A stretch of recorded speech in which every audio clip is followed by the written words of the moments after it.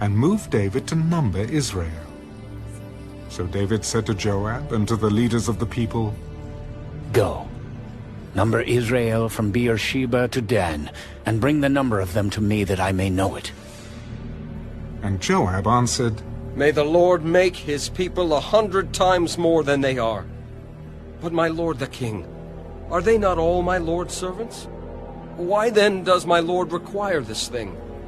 Why should he be a cause of guilt in Israel?" Nevertheless, the king's word prevailed against Joab. Therefore Joab departed, and went throughout all Israel, and came to Jerusalem.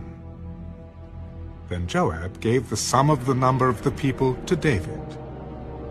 All Israel had 1,100,000 men who drew the sword, and Judah had 470,000 men who drew the sword.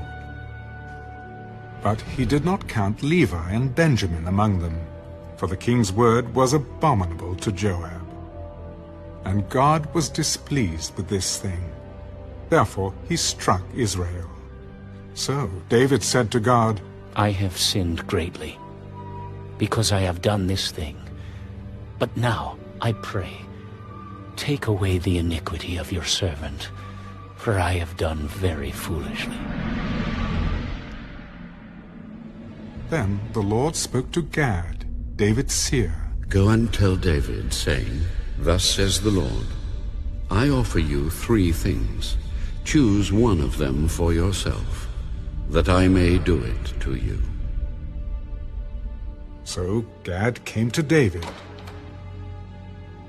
Thus says the Lord, choose for yourself either 3 years of famine, or 3 months to be defeated by your foes with the sword of your enemies overtaking you, or else for 3 days the sword of the Lord, the plague in the land, with the angel of the Lord destroying throughout all the territory of Israel.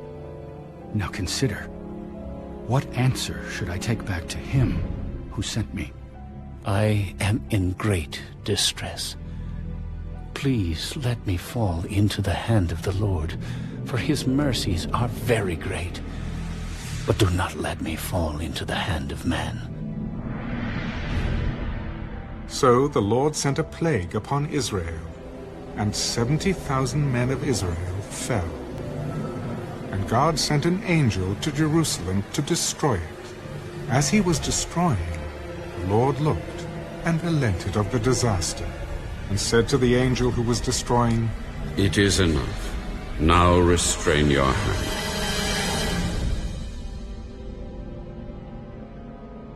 And the angel of the Lord stood by the threshing floor of Ornan the Jebusite. Then David lifted his eyes and saw the angel of the Lord standing between earth and heaven, having in his hand a drawn sword stretched out over Jerusalem. So David and the elders, clothed in sackcloth, fell on their faces. And David said to God, Was it not I who commanded the people to be numbered? I am the one who has sinned and done evil indeed, but these sheep, what have they done? Let your hand, I pray, O Lord my God, be against me and my father's house, but not against your people, that they should be plagued. Therefore the angel of the Lord commanded Gad to say to David that David should go and erect an altar to the Lord on the threshing floor of Ornan the Jebusite. So David went up at the word of Gad, which he had spoken in the name of the Lord.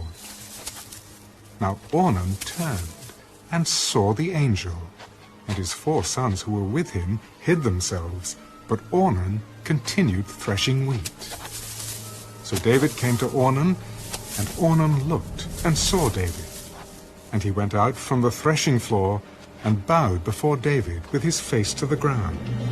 Then David said to Ornan, Grant me the place of this threshing floor, that I may build an altar on it to the Lord. You shall grant it to me at the full price, that the plague may be withdrawn from the people. Take it to yourself, and let my lord the king do what is good in his eyes.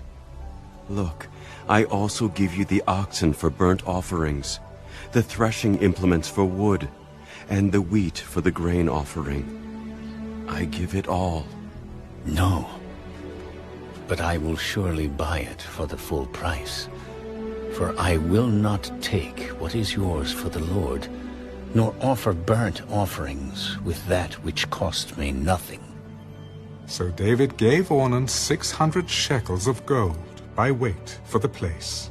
And David built there an altar to the Lord, and offered burnt offerings and peace offerings, and called on the Lord.